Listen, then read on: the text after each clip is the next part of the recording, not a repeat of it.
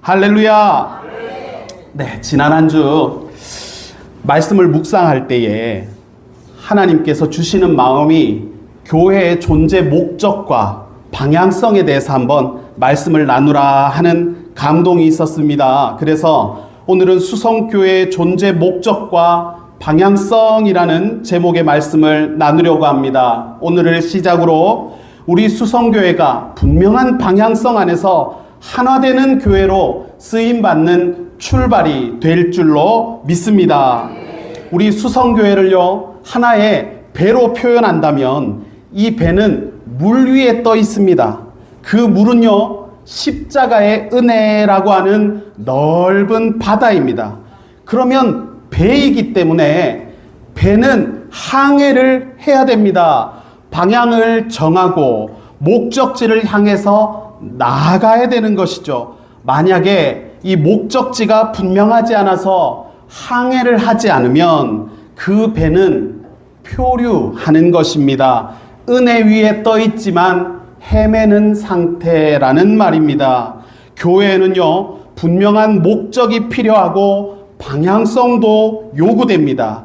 그래야 교회가 일치된 단결을 이룰 수가 있습니다. 안타까운 것은 여러 교회가 이 부분이 분명하지 못할 때가 많이 있다라는 것입니다. 해외의 한 기관에서 교회를 대상으로 설문조사를 했습니다. 1000개 교회의 교인들에게 교회가 왜 존재하는가, 그 교회와 교인, 그러니까 교인들과 목회자들에게 교회의 존재 목적이 무엇인가를 물었습니다. 그랬더니 교인들의 89%가, 그러니까 100명으로 치면은 거의 90여 명 정도가 대답할 때에 교회의 존재 목적은 나와 내 가족의 필요를 돌보아 주는 것입니다 라고 응답했습니다. 그리고 나머지 11% 성도가요, 교회의 존재 목적은 예수 그리스도를 위해서 잃어버린 세상을 구하는 것이라고 답을 했습니다. 자, 무엇이 옳고 그름을 떠나서 있잖아요. 똑같은 질문을 1000개 교회의 목회자들에게도 했습니다. 그랬더니 90%가 답을 하기를 뭐라고 했냐면 잃어버린 세상을 구하는 것이라고 했고요. 10%는 교인들의 필요를 돌보아 주는 것이다 라고 대답을 했다는 것입니다. 교인과 목회자가 같은 교회에 있는데도 불구하고 교회에 대한 상반된 목적을 생각했다는 것입니다. 하나의 교회 안에 구성원들이 같은 목적에 동의하지 못하고 서로 다른 생각을 가지고 있다면 어떻게 교회가 일치된 단결을 이루겠습니까? 다양한 부분에서 갈등이나 불협화음들을 가질 수가 있기 때문에 교회는 하나의 목적과 방향성을 가져야 할 줄로 믿습니다. 우리 수성교회는요, 하나의 목적을 가진 교회가 되어야 합니다. 분명한 방향성을 가지고 십자가 은혜라고 하는 바다를 항해하자는 말입니다. 지난주에 해외여행을 가는 커플들의 이야기를 보았거든요. 이 두 사람이 있잖아요. 첫 해외여행인데 시작부터 싸우는 것입니다. 왜냐하면 남자와 여자가 생각하는 여행의 목적이 달랐습니다. 남자가 생각하는 여행의 목적은요, 많은 것을 경험하고 많은 것을 보고 많이 돌아다니는 것이었습니다. 반면에 여자가 생각하는 여행의 목적은요, 맛있는 것 많이 먹고 쉬는 것이었습니다. 남자는 자신이 생각하는 여행의 목적을 따라서 여행 스케줄을 무슨 수업 시간표 짜듯이 그렇게 다 세워놓고 여기 같이 가자고 하니까 여자 입장에서는 여행 일정이 너무 힘들어서 이게 무슨 일하러 온 것도 아니고 같이 못 다니겠다고 그렇게 말을 하는 것입니다. 여러분, 하나의 교회 안에는 하나의 목적이 있어야 되는 것입니다. 그래서 오늘은 교회의 존재 목적이라고 할 수 있는 예수님의 말씀을 들어보려고 합니다. 교회의 존재 목적을 말할 때는 보통 두 개의 구절을 언급합니다. 우리가 오늘 본문을 읽었잖아요. 여러분들 여러 번 들어보았던 내용일 것입니다. 왜냐하면 이 구절이 성경을 통틀어서 굉장히 중요한 내용이기 때문에 여러 교회들이 또 저조차도 여러 번 이 말씀들을 언급했던 적이 있기 때문입니다. 첫 번째, 우리가 마태복음 22장을 읽었지 않습니까? 이것을 위대한 계명이라고 합니다. 그리고 마태복음 28장을 가리켜서는요, 뭐라고 하냐면 위대한 명령이라고 합니다. 위대한 계명과 위대한 명령에서 우리는 교회의 존재 목적을 고백하고 분명한 방향성을 가지는 교회가 되어야 하겠다는 말입니다. 먼저는 위대한 계명이라고 불리는데요. 마태복음 22장 36절 이하의 말씀입니다. 어느 날 율법사가 예수님께 질문을 하게 되는데요. 율법사는요, 성경을 전공한 사람이다라고 할 수 있습니다. 율법, 성경의 전문가였습니다. 그가 질문하기를 36절에 보니까, 선생님, 율법 중에서 어느 계명이 크니까? 가장 중요합니까? 성경에 많은 계명이 있고 말씀이 있지 않습니까? 그 중에서 가장 중요한 말씀, 그러니까 성경을 한 문장으로 한번 줄인다면 뭐라고 할 수 있습니까?를 물은 것입니다.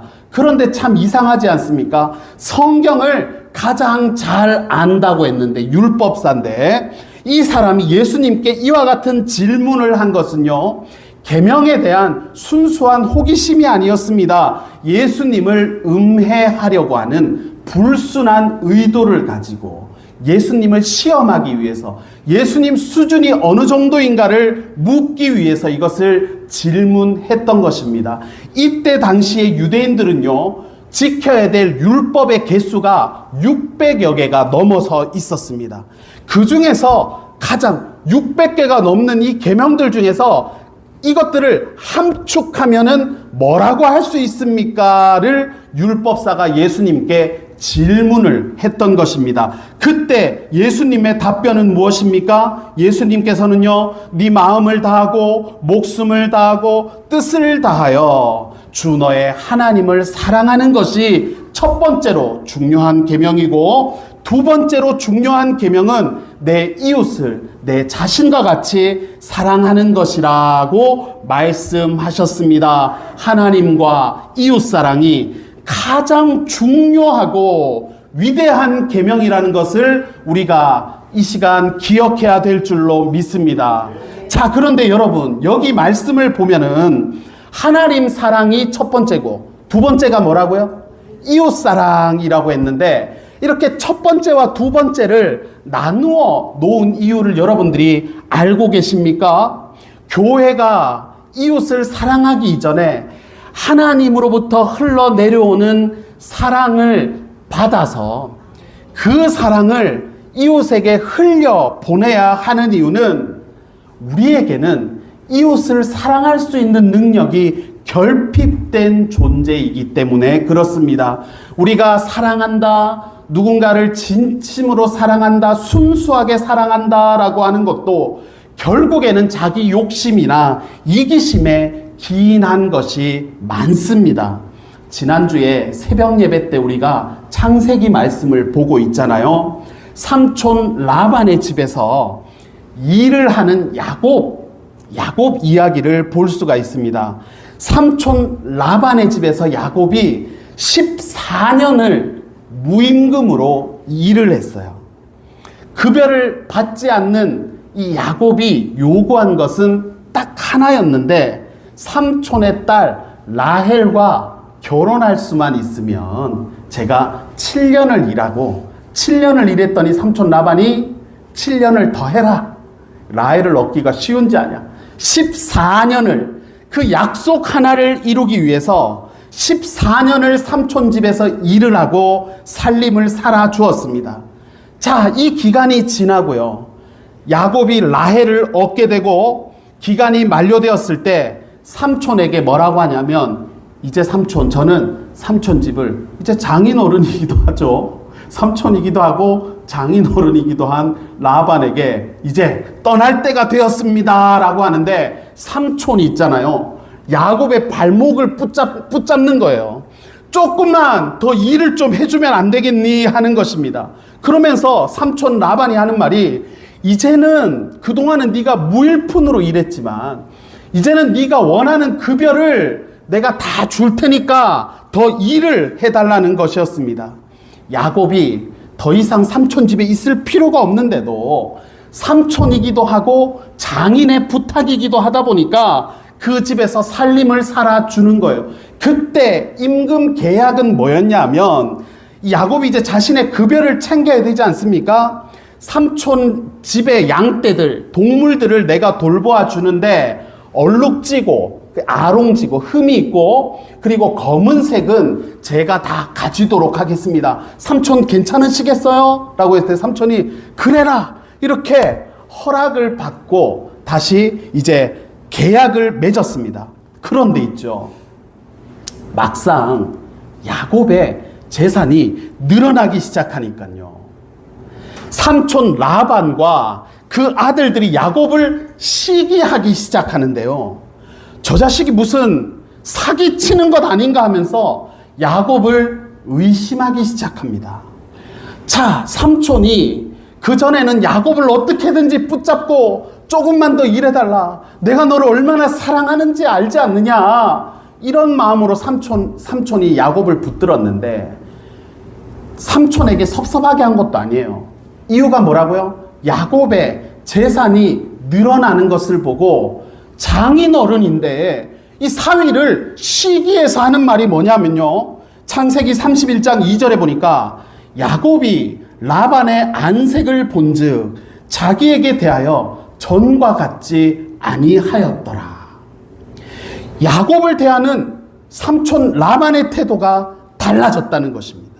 이전까지는 제발 좀 더 일해달라고 했는데 야곱의 재산이 늘어났다는 이유로 그를 대하는 태도가, 안색이 완전히 변했다는 것입니다.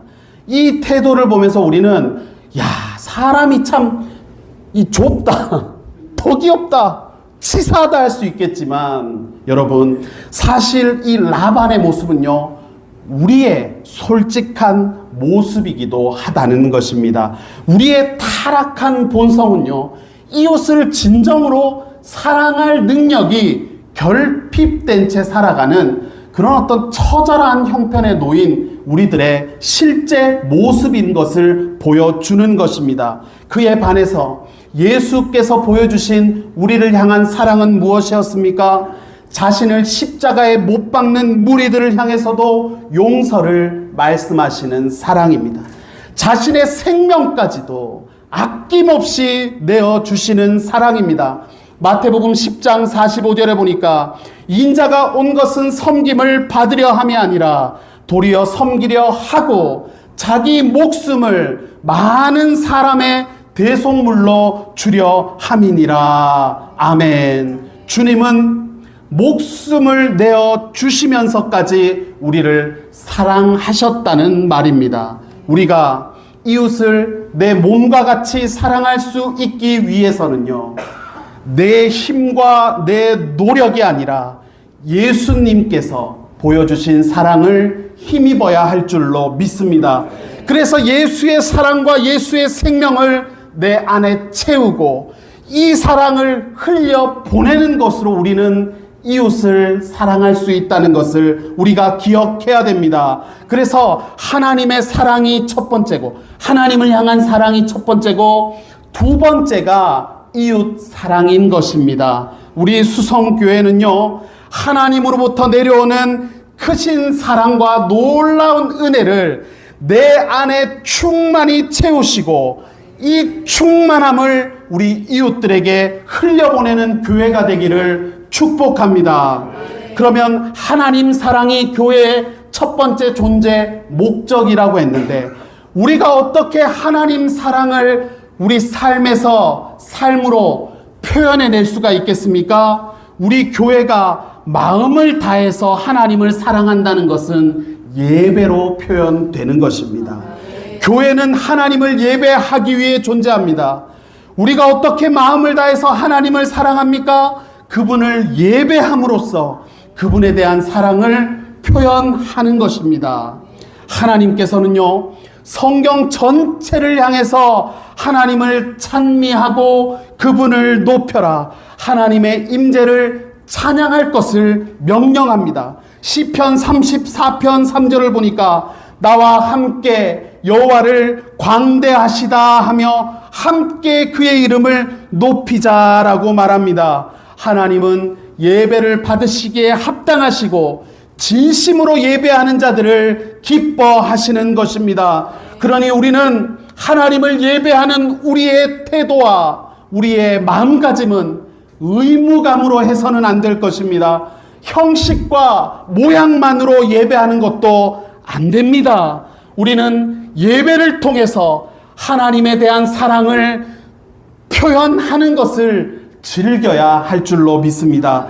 기꺼이 감사함으로 예배하는 일을 통해서 하나님을 뜨겁게 사랑하시는 뜨거운 교회 되기를 우리가 기도해야 될 줄로 믿습니다. 두 번째로 교회의 존재 목적은 이웃사랑입니다. 이웃을 사랑하기 위해 교회는 존재하는 것입니다. 예수님의 이름으로 사람들의 필요를 채워주고 그들의 아픔을 치료함으로써 하나님의 사랑을 보여주는 것입니다. 여러분, 교회는요, 다른 사람의 필요를 돌보아야 됩니다. 이 일을 위해서 우리는 기꺼이 사역의 자리에 뛰어들어야만 하는 것입니다. 우리가 믿음이 좋은 사람을 말할 때는 예배 출석을 열심히 하고 헌금을 잘 드리고 예배 때 그냥 아멘을 크게 하는 것으로는 부족한 것입니다. 기꺼이 우리는 이웃 사랑의 마음가짐을 가지고 사역의 자리에 뛰어들어서 이웃을 향한 사랑을 보여주고 나타내어야 하는 것이기 때문입니다. 그래서 교회의 존재 목적은 하나님과 이웃 사랑입니다. 하나님 사랑은 예배로 표현되어지고 이웃 사랑은 사역으로 표현되어집니다.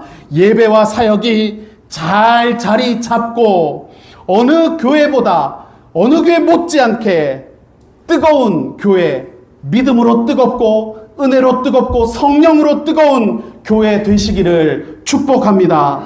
하나님께서는요, 우리 수성교회의 은혜를 베푸시고 성령의 임재가 충만한 교회가 되게 하시는 줄 믿습니다. 지난주에 우리 교회를 참석하셨던 성도님 중에 한 분이 예배가 끝나고 나서 저에게 말씀을 하시는 거예요. 목사님, 제가 다니는 교회가 500명이 예배를 드리는 큰 교회인데 500명이 예배 드리는 그 교회보다 수성교회가 더 뜨거웠습니다 라고 말을 하는 고백을 들었습니다. 여러분, 우리 수성교회가 뜨거울 수 있는 이유는요, 다른 것이 아닙니다. 성령께서 예배마다 임재하시고 우리 가운데 은혜를 베푸시기 때문인 줄로 믿습니다. 고장난 인생을 고쳐가시는 성령에 대한 기대감이 뜨거운 예배가 되게 하는 것입니다. 여러분도 하나님을 사랑하실 때는 뜨겁게 사랑하시기를 바랍니다. 그렇기 때문에 여러분, 교회에 나와서는요, 항상 뜨거운 믿음으로 예배를 드리면서 부활하신 그리스도를 만나시기를 축복합니다.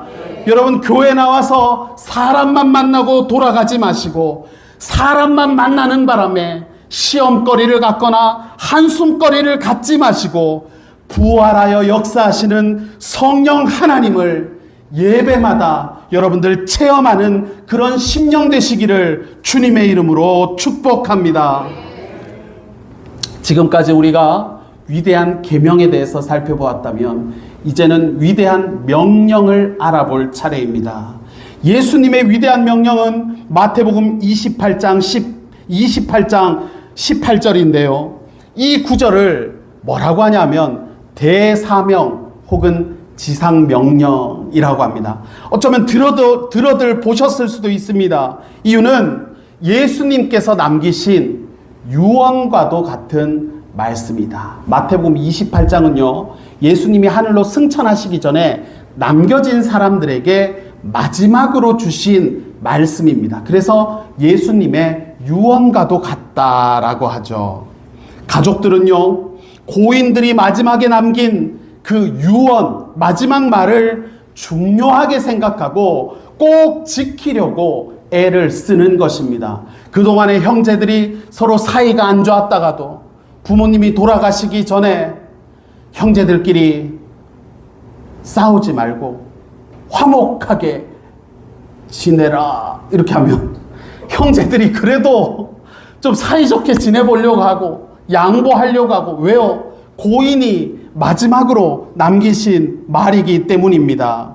여러분, 그럴 때 여러분들은 가족들에게 유언이나 혹은 마지막으로 남길 말이 있으면은 평소에 그것들을 꼭 표현하시기를 바랍니다. 지난주에 저의 부친의 장례가 있었는데요. 우리 가족들은 아무런 유언을 못 들었습니다. 본인도 그렇게 가실 줄을 몰랐습니다. 상태가 좀 좋지는 않지만 치료하면 나아지겠지 하는 마음으로 입원하셨는데 그 길에서 하나님이 부르셨어요. 그래서 유언을 못 들었습니다. 여러분, 하나님이 우리를 언제 부르실지 모르기 때문에 할 말이 있으면 미리 해두는 것이 지혜입니다. 이거를 미리 내가 유언의 말을 미리 할게 이러면은 또 자식들이 섭섭해할 수 있으니까 이런 것들을 편지 같은 것으로 남겨놓는 것도 필요하다는 것입니다. 자, 오늘 본문은 예수께서 승천하시기 전에 마지막으로 남겨주신 말씀이기 때문에 이것이 유언과도 같아서 중요하다. 그래서 이것을 위대한 명령의 말씀이다라고 하는 것입니다. 19절에서 20절을 보면은 네 가지 동사를 표현하고 있는데요. 가라, 제자를 삼아라, 세례를 베풀어라, 가르쳐 지키게 하라입니다. 그런데 이 말씀을 우리 말에서는 다 같은 말인 것 같아 보이지만 여기서 원어를 보면 한 가지는 명령어로 표현하신 것이 있습니다. 그것은 제자를 삼으라라는 말씀입니다.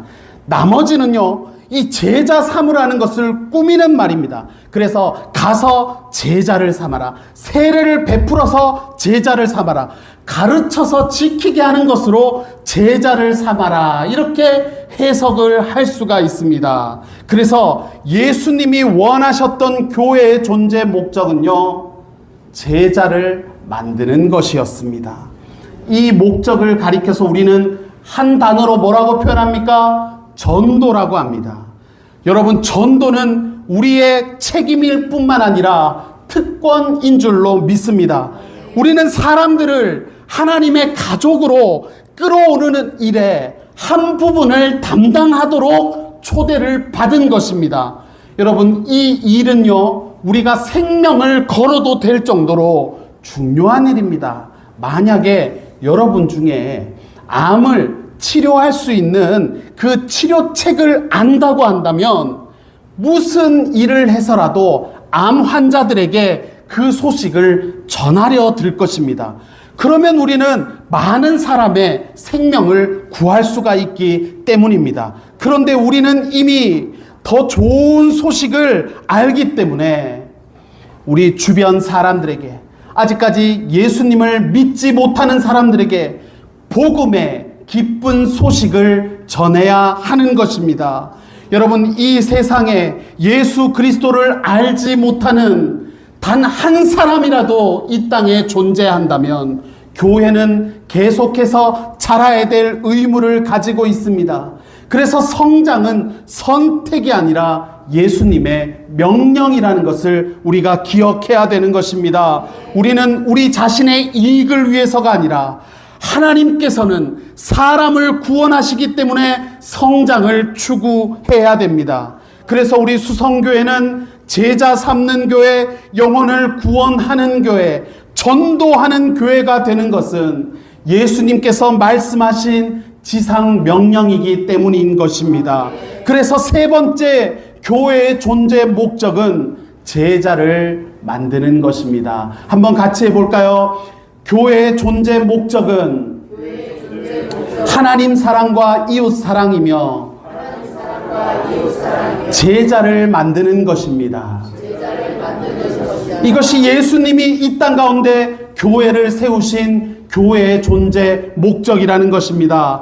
다음으로 가르쳐 지키도록 하라고 말씀합니다. 가르치는 것은요, 훈련하는 것이라고 표현할 수가 있습니다. 교회는 하나님의 백성을 세우고 교육하기 위해서 존재합니다. 여러분, 이제 막 교회에 발을 들이기 시작하신 분들은요, 생각보다 모르는 것이 많습니다. 여러분, 여기에는 이제 모태신앙이라고 해서 어릴 때부터 교회를 다녔던 분들은 기도가 뭔지 알고 예배가 뭔지 알고 그래도 보고 배운 것이 있는데, 이제 막 신앙생활을 시작하신 분들은 기도를 어떻게 해야 되는지를 모르고 헌금을 어떻게 드려야 되는지도 모릅니다. 얼마 전에는 새롭게 교회를 나오기 시작한 분이 말씀하시는데, 기도 제목을 쓸 때는요, 한 번에 한 사람만 기도 제목을 써야 하는 줄 알았다라고 얘기하는 겁니다. 기도 제목을 한 번 기록하는데 여러 사람, 우리 가족, 아빠, 엄마, 자녀 이렇게 다 쓰면은 이게 너무 욕심인 것 같아서 그렇게 쓰면 안 되는 줄 알았다라고 말씀하는 분도 있었던 것입니다. 그래서 우리는 교육이 필요한 것입니다. 훈련이 필요한 것입니다. 이제 우리 교회가 9월부터 확신반을 오픈하게 됩니다. 이거는 우리 수성교회의 역사적인 제1기가 시작되는 것인데요, 신앙의 기초를 다룰 것입니다. 말 그대로 신앙의 확신반이니까 신앙의 확신을 가지도록 돕는 교육입니다. 이 시간들을 통해서 기존 교우들에게는요, 다시 한번 기초를 든든히 다지는 시간이 될 것이고, 새신자들에게는 신앙의 기본을 알아가는 좋은 훈련이 될 것입니다. 그래서 교회의 존재 목적은 지키도록 가르치는 일입니다. 훈련이 있어야 되는 것입니다. 여러분, 훈련을 받는다고 하면요, 훈련이 쉽습니까, 여러분? 저도 육군 병장을 제대했지만은 훈련이 제일 힘듭니다, 여러분. 훈련은요, 마냥 즐겁고 행복하고 좋지만은 못한 것입니다. 때로는 어렵게 느껴질 때가 있고 부담스러울 때도 있는 것입니다. 그런데 여러분, 생각해 보면은요, 삶에서 우리를 이롭게 하는 것들이 있잖아요. 이롭게 하는 것들, 우리를 건강하게 하는 것들은 다 이게 하기 싫고 부담스러울 때가 많은 것입니다. 여러분, 규칙적으로 운동하는 분들은 공감하실 텐데요, 운동을 시작하기 전에는요, 진짜로 하기 싫습니다. 오늘은 날도 덥고, 오늘은 몸도 안 좋고, 어제 잠도 덜 잤고, 오늘 컨디션이 안 좋고, 이러면서 각각 핑계를 대면서 오늘은 좀 쉴까? 이런 마음이 진짜 굴뚝 같습니다. 굴뚝 같아요. 그런데 여러분, 정해진 운동, 나를 이롭게 하잖아요. 이거는 시작하기 전에는 죽을 것 같이 하기 싫은데, 하고 나면 어때요? 아유, 그래도 하기를 잘했다. 하고 나니까 개운하다. 이런 생각이 드는 것입니다. 그러면요, 건강도 좋아지고 컨디션도, 그렇게 하기 싫었는데 하고 나면 컨디션도 훨씬 좋아집니다. 제자 훈련도 마찬가지입니다. 이게 나를 이롭게 하는 것이잖아요. 진짜로 여러분, 귀찮은 마음 저도 이해합니다. 저도 이거 많이 이런 거 훈련을 안 해보다 보니까 이걸 어떻게 하나, 저 어떻게 하나, 이걸 잘할 수 있겠나, 못하겠나, 주일날 이거 한 번 하는 것도 힘든데 또 해야 되나, 되겠나, 이 온갖 생각들이 하기 싫은 거예요. 그런데 여러분, 우리가 하기 싫은 마음을 뚫고 우리를 건강하게 하는 것에 우리가 나를 참여시키면 우리 영혼이 깨어남을 얻게 될 줄로 믿습니다. 우리 신앙이 한층 자라나는 계기가 될 줄로 믿습니다. 우리는 이 훈련을 기대하고 기도하는 마음으로 준비하는 우리 수성교회 되시기를 축복합니다. 자, 마지막입니다. 자, 세례를 주라. 세례를 주라. 세례를 준다는 말은요, 그리스도와의 연합을 뜻합니다. 연합. 세례 의식을 통해서 우리가 그리스도와 하나됨을 의미하는 것입니다. 가족됨의 은혜를 누리게 되는 것입니다. 그래서 세례는 하나님의 가족으로서의 교제를 뜻하는 것입니다. 어떤 사람들은요, 이 교제가 귀찮은 거예요. 그래서 예배만 드리는 것으로 만족하고 예배만 드리고 예배 외에 다른 활동은 참여를 하지 않으려고 하죠. 나는 그래도 예배 드렸으니까 최소한의 도리는 했다는 뜻입니다. 그러나 교회의 존재 목적은 예배만 있는 것이 아닙니다. 여기에는 세례의식, 가족됨의 교제도 포함된다는 것입니다. 그러니 그리스도인들은요, 믿을 뿐만 아니라 이 공동체 가운데 소속이 되라, 소속이 되기를 하나님이 부르셨는 것입니다. 그리스도인의 삶은요, 고독한 영웅이 아닙니다. 우리는 그리스도인의 가족, 그리스도의 가족에 소속이 되어서 그 몸의 지체가 되어 주어야 되는 것입니다. 여러분이 예배만 드리고 다른 것들은 내가 일체 관여하지 않겠다면서 가족됨의 교제를 부인하고 그리고 그 몸의 지체가 되는 것을 거절한다면 여러분, 손과 발이 다 있고 이 지체라고 했잖아요. 다 있는데 여러분이 빠지게 되는 것은 다리 한쪽이 없는 거예요. 그렇게 교회가 건강하지 못한 그런 모습을 가질 수도 있게 된다는 것입니다. 에베소서 2장 19절에 보니까 그러므로 이제부터 너희는 외인도 아니요 나그네도 아니요 오직 성도들과 동일한 시민이요 하나님의 권속이라 라고 말씀합니다. 하나님의 권속이라는 것은 가족임을 뜻하는 것입니다. 성도들과 더불어서 하나님의 가족됨의 교제가 교회의 존재 목적이라는 말입니다. 어떤 사람은 대형교회에 출석하면서 존재감 없이 나는 그냥 예배만 드리고 싶다고 할 때가 있습니다. 예배 드리는 것은 맞습니다. 옳은 것이지만 그러나 주님께서는 소속됨과 그 가족 안에서의 교제를 말씀하신다는 것을 기억해야 되겠습니다. 이것이 교회의 존재 목적에 해당하는 것이기 때문입니다. 자, 이제 말씀을 정리하겠습니다. 그러면 우리 수성교회의 존재 목적은 무엇입니까? 위대한 계명과 그리고 위대한 명령이라고 했지 않습니까? 위대한 계명이 무엇이었습니까? 하나님과 이웃을 사랑하는 것이고, 위대한 명령은 무엇입니까? 가서 모든 민족을 제자로 만들고 세례를 베풀고 가르쳐 지키게 하라는 것입니다. 그래서 우리 수성교회는요, 이 두 가지 위대한 명령과 위대한 계명, 이것을 섞어서 5가지 존재 목적으로 나눌 수가 있습니다. 여러분, 오늘 교회 주보 여러분들 받으셨죠? 설교 요약을 보시면 우리 수성교회 사명 선언문을 이 2가지 말씀을 버무려 가지고 여기다가 녹여 봤습니다. 한번 같이 읽어보겠습니다. 하나님을 사랑함으로 마음과 목숨과 뜻을 다하여 예배드리고 이웃을 사랑함으로 섬김, 봉사에 기꺼이 참여하며 그리스도를 본받는 제자로 성숙되도록 훈련, 양육받고 영혼을 구원하기 위해 전도에 힘쓰는 공동체. 계속 읽어보겠습니다. 우리는 예배 공동체입니다. 예배를 통해 더 강하게 자라갑니다. 우리는 섬김의 공동체입니다. 사역을 통해 더 넓게 자라갑니다. 우리는 전도 공동체입니다. 전도를 통해 더 크게 자라갑니다. 우리는 가족 공동체입니다. 교제를 통해 더 따뜻하게 자라갑니다. 우리는 훈련 공동체입니다. 훈련을 통해 더 깊이 있게 자라갑니다. 아멘. 여러분, 우리 수성교회는요, 은혜의 바다 위를 항해하는 배라고 했습니다. 우리는 분명한 목적지를 정하고 분명한 방향성을 향해서 항해하는 그런 은혜의 배가 되어야 할 줄로 믿습니다. 예배, 전도, 교제, 훈련, 사역으로 일치된 단결을 이루고 주님이 원하시는 교회를 이루어가는 멋진 교회, 뜨거운 교회 되기를 주님의 이름으로 축복합니다.